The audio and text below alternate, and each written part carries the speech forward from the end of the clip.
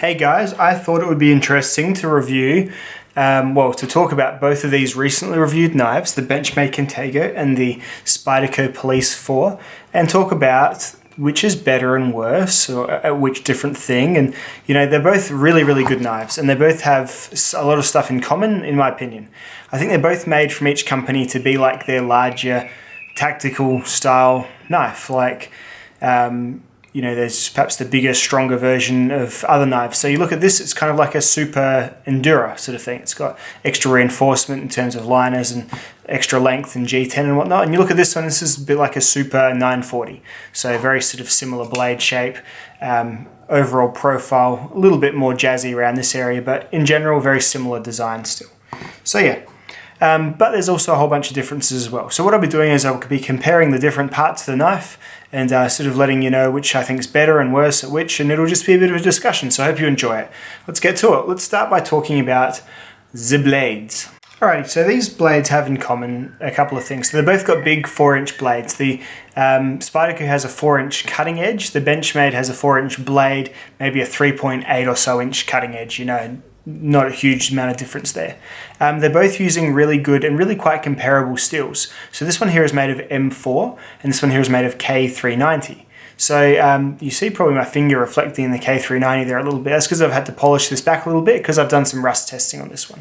Both of these steels are really kind of high quality tool steels that are not stainless but have really good properties that tool steels will have. So rather than say a traditional stainless steel, these will be a little bit better at being tough. So say, I guess the best illustration of that is you're cutting through your cardboard, you hit a nail, or not a nail, you hit a staple, like a big old staple.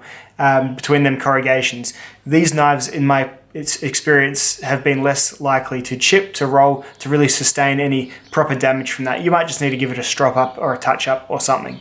So this one here in particular, I opened a lawnmower box and I got full on ground to knife contact with this portion of the blade, like as in cement tile contact.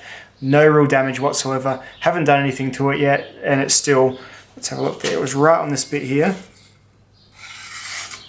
Still absolutely as sharp as you'd want a knife, no problems at all. And this one here is the same, so it's just really good durability. I was opening up some, we get some blankets, and there's a really thick tie that the blankets are wrapped around, like, I put the knife underneath and was cutting and cutting and cutting, and I was like, man, I didn't realize the ties actually had a steel wire running through them. So yeah. So, and that did no real noticeable damage to this blade either. It's still super sharp. So really, really cool, really good quality steels on both. But I guess which is the better implemented? So really, I guess it comes back to the purpose of the knife. So in my opinion, this knife is going to be the harder user, like the tougher. You can see a multitude of reasons, mainly involving the point here. The point of this Contego is much thicker and much more durable than the point of this Police.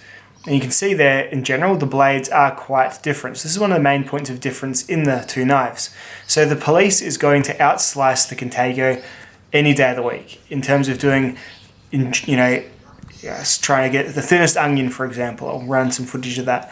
It's going to get way more controllable, way quicker, way less of a learning curve to do fine slicing because it performs just like a kitchen knife. It's the same sort of blade you've been using all your life, all your knife using life. The M4 here on this Contego blade, it is a really good example of how you can do a grind on a hard use knife to also incorporate slicing potential. It's a high saber grind, and the edge is quite thin behind it, which is still really, really good. M4 is one of those steels you can do that with. So this one here, in terms of, say, comparing it to your average tactical knife, it's going to still do a whole lot better. Really, really well done blades. Both of them, however, I do prefer the Police because my scope of use is more, I prefer to enjoy my fine slicing over having that overall durability of perhaps, making sure the tip doesn't snap off or the blade doesn't crack or, something really extreme. So overall, I prefer the Police, but those are the differences between those two blades. So let's get towards the handle and the ergonomics, the handleability perhaps. So between these two, I much prefer the Police. I prefer having a forward finger choil, especially on a longer blade like this, because when you're back here, although this choil isn't so long and there isn't a huge dead spot like you do get sometimes.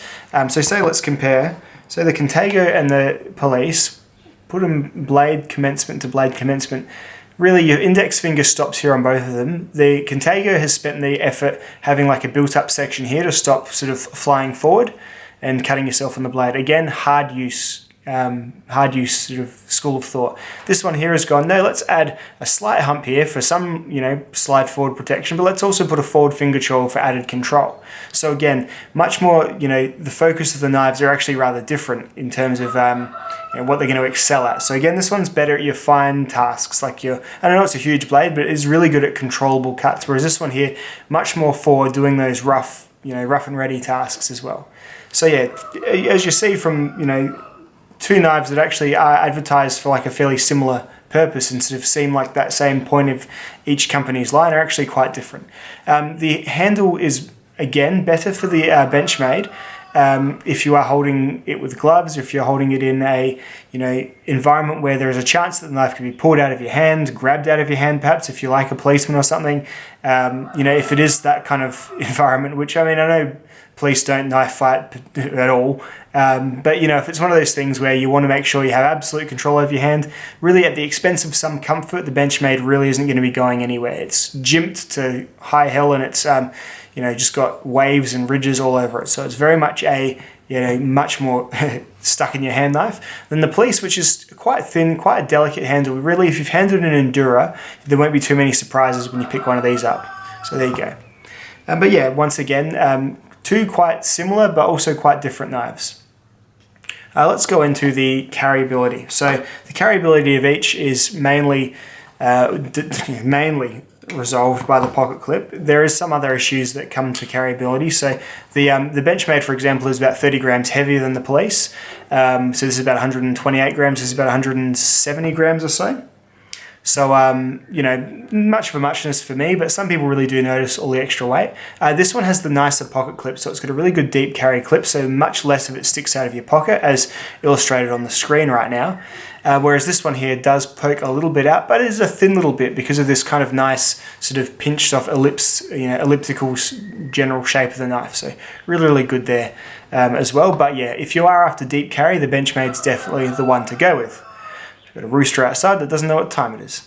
The clip is, on this one, just a clip ripped straight from the Spyderco and Endura series, to the point where they've even left the lanyard hole in. No lanyard hole on either of these knives, but I generally don't think that knives that are sold as kind of police knives, or this is actually called the police, or tactical soldier type knives, I generally don't think lanyards are an essential essential want from those groups of consumers. So there you go. Let's look at the locking systems now. So yeah, in terms of carryability, I'm fine with the police because it's like a nice thin sort of low profile knife, but I think the Benchmade's probably the one to go with if you want to have it more invisible to others. Perhaps a lighter carry for yourself though, the police might be the one to go with. So let's go with locking mechanisms now.